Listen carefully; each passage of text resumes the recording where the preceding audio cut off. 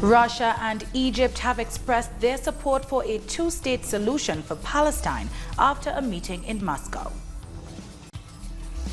Venezuela commemorates the Battle of Carabobo, a triumph crucial to the country's independence. Anti-government protests continue in Haiti.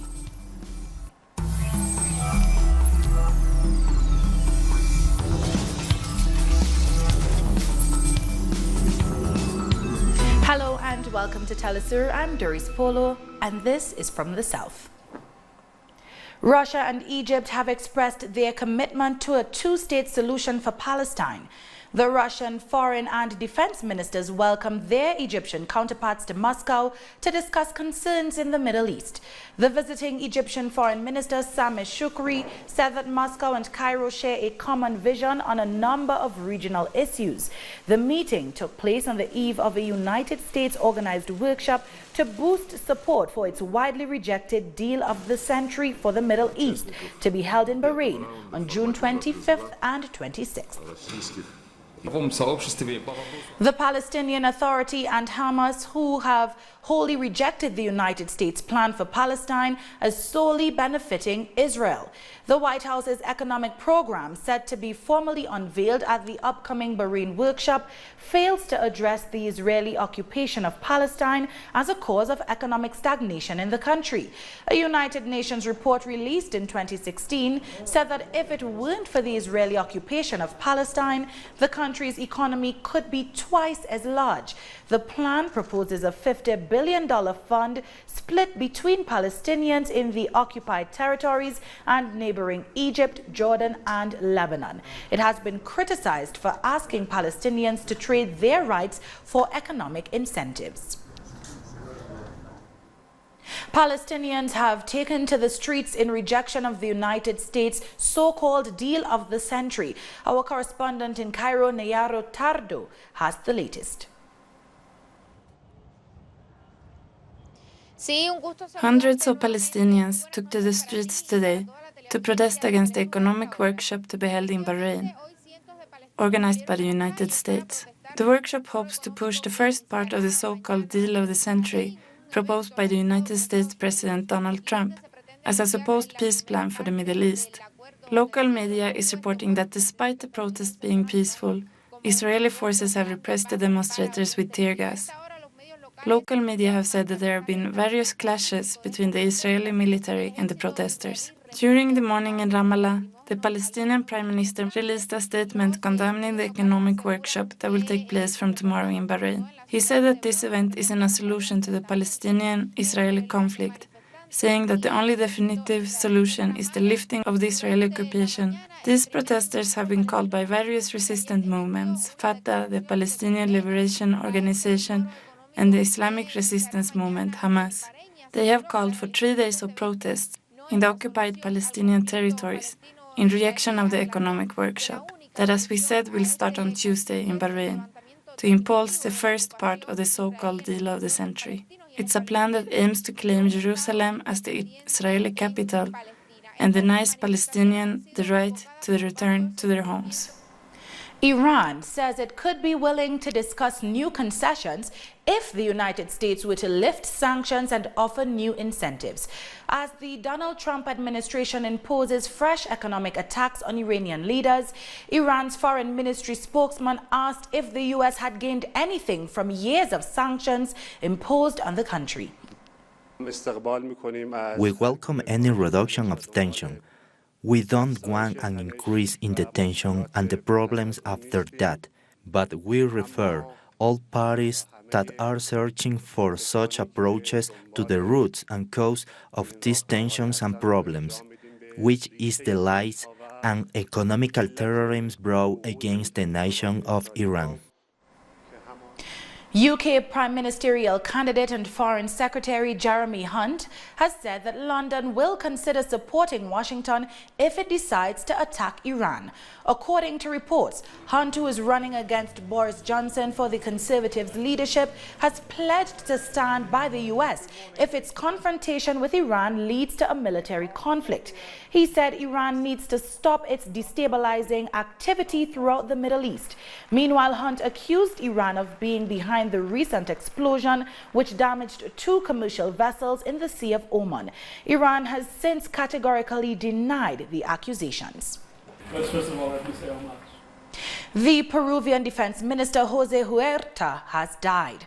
Huerta passed away after suffering cardiac arrest in hospital in the Amazon region, where he had visited security checkpoints near Peru's northern border with Ecuador.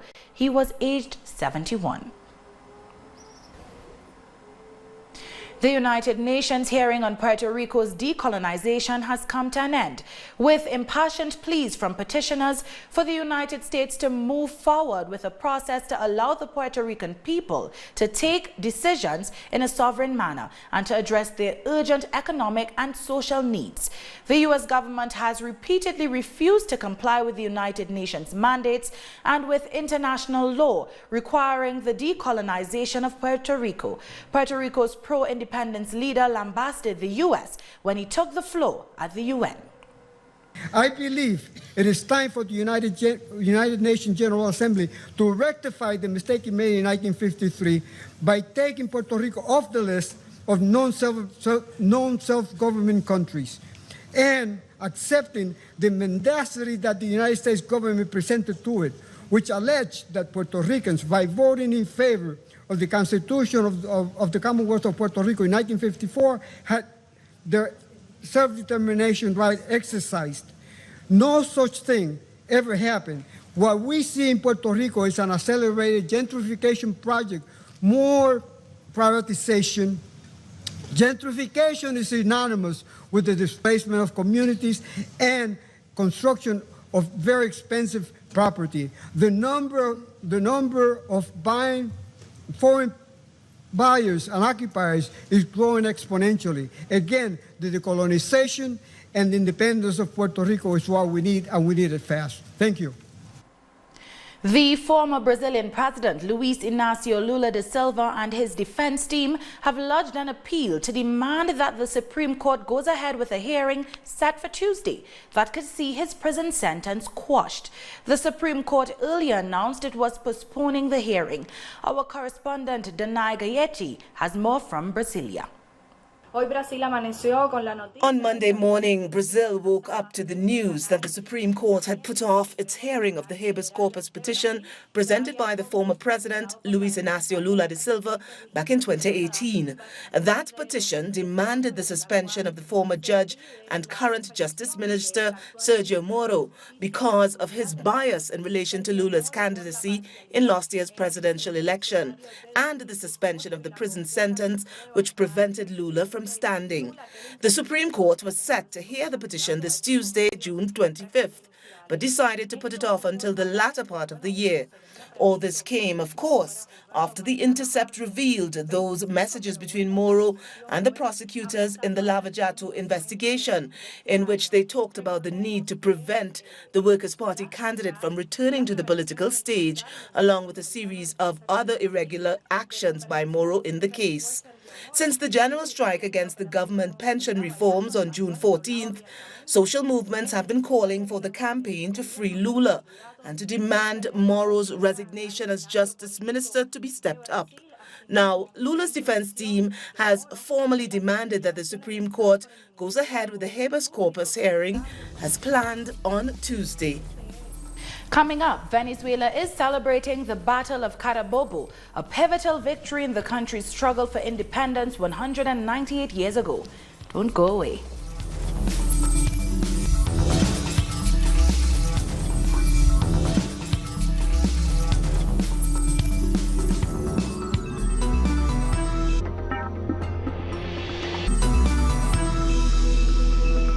Welcome back. Venezuela is celebrating the Battle of Carabobo Day, a crucial triumph in the struggle for the country's independence. President Nicolas Maduro and the head of the army led an act in commemoration of the patriots who won the battle 198 years ago. In 1821, under the command of Simón Bolívar, the invading Spanish royalist army was defeated and Caracas was liberated. And Nicaragua's Sandinistas have commemorated the life and work of Commander Carlos Fonseca, the father of the Sandinista Popular Revolution, on the 83rd anniversary of his birth. The activities were led by President Daniel Ortega and Vice President Rosario Murillo. Together with youth and party members, they gathered at the mausoleum of Commander Fonseca at the Revolution Plaza. They paid homage to Fonseca and other anti-imperialist Nicaraguan figures whose legacy continues in the struggle for peace. Earlier, we spoke with Swedish programmer and data privacy activist Ola Bini following his 70-day stint in an Ecuadorian prison. Bini was arrested for allegedly conspiring to undermine the computer systems of the government. However, he has yet to be charged. Speaking days after his release, he explained that conditions at the El Inca prison were deplorable. When I first came to CDP El Inca, there were 95 people in my cell block. I was in a cell block called El Placer, and the prisoners there had 17 cells for 95 people. It was a significant overcrowding, and as far as I know, the maximum in El Inca has been about 2,400 people, prisoners, while I was there, in a building or in a set of buildings in a prison that is meant for maximum 1,000 people. So this overcrowding that I faced was exactly the same through the rest of the prison. I slept on the floor for the first month because we were 8 people sleeping in my cell, sometimes 9 people. There was only one bed and there was one mattress. The mattress was on the floor and there was some cardboard on the bed so that people could have access to a little bit of the mattress. Basically, 5 or 6 people had their head and their upper body on the mattress and lay next to each other. We didn't have light in our cells. There was only light in the corridor outside. We had no access to clean water, so our friends and family from the outside had to buy water for us to be able to not be dehydrated. People were sick a lot. About half the people in the cell block were sick at any given time. I think I fell sick probably 4 or 5 times during these 70 days. Part of the reason was because we were so crowded, but of course we also had no access to sanitation because we only had dirty water, and that water was only available part-time during the day. So in fact, one of the main activities in the cell block every day, some people stood and we filled up the empty water bottles that we got from the outside. After people finished drinking the drinking water, we saved the water bottles and we saved up all the water so that when the water disappeared, which it happened sometimes after 2 hours, sometimes after 4 hours, so we would have water in the bottles instead. We had no warm water. We had, for 95 people, we had 4 toilets where 1 toilet didn't work at all, 2 toilets didn't have any doors, and every time you flushed, the water disappeared from the rest of the cell block. Meanwhile, Bini also suffered potentially permanent eye damage due to little access to sunlight. He said he was isolated from loved ones, and with violence rampant at the prison, he had to be shielded by fellow inmates. We got to go outside. We see the sunlight maximum 5 hours per week. My eyes were probably damaged, I don't know if permanently, but they've been damaged enough that I have real trouble with my eyes since coming out because of consistently being in shadow and darkness and only seeing the sunlight for a few hours every week. We could only receive 2 visitors for 3 hours every week, so the isolation was very, very strong. There was a lot of violence outside, although in my cell block, my fellow inmates were actually taking very good care of me, and they were very good to me, and they helped protect me against some of the violence and the problems from the rest of the prison. They have a medical center. It's fairly overworked, and in general, they only prescribe paracetamol for people that don't have serious conditions, and getting access to the medical center takes a long time and is hard work, and you have to sit in the waiting room for 4 or 5 hours before you get any help. The Ethiopian army general accused of masterminding a foiled coup on Saturday has been killed. Security forces in Ethiopia shot and killed General Asamnu Sigi, who allegedly led the coup attempt which left 5 people, including the National Army's chief of staff, dead. He was reportedly shot near the Amara state capital, Huerta. Sigi had gone on the run after the coup attempt with some of his supporters, while other plotters have been arrested. In South Africa, the Moja Research Institute, in collaboration with Telesur Africa and BRICS TV, hosted a roundtable discussion focusing on the impact of U.S. sanctions against Venezuela, Iran and Cuba. Telesur's special contributor Joanne Abrahams has the details. The setting for the roundtable discussion was the historic Cape Castle, once a symbol of colonial oppression, but since the fall of apartheid, transformed into a place of remembrance and hope. Ambassadors from Venezuela, Iran and a representative of Cuba attended the gathering. They were supported by solidarity movements such as Friends of Cuba, the South African Communist Party and the Black First Land First movement. The discussion comes in the wake of the recent escalation of sanctions against several countries in the global south, causing severe social and economic instability. The economic financial blockade and media war to our country has had a very serious effect and consequences, preventing us from buying medicine, food, supplies, and other products and raw materials necessary for production.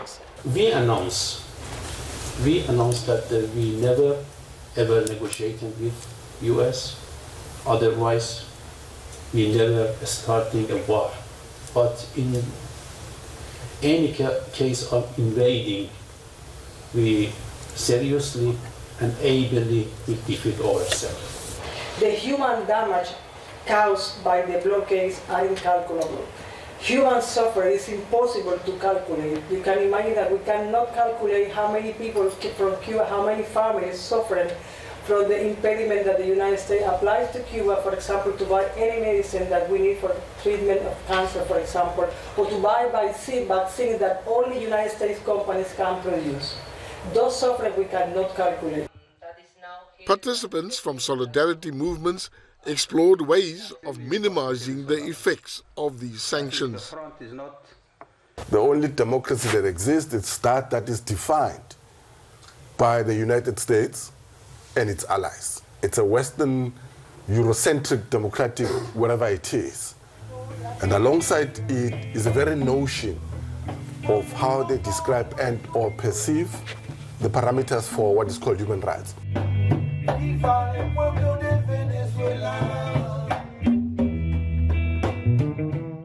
During a moving musical performance, the Afro Fiesta band pledged their support to the people of Venezuela.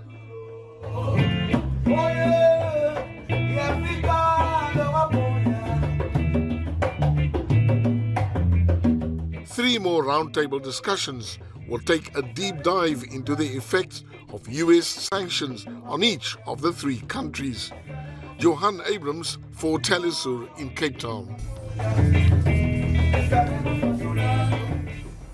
After the break, protesters in Haiti continue to demand the resignation of President Jovenel Moïse. Stay with us.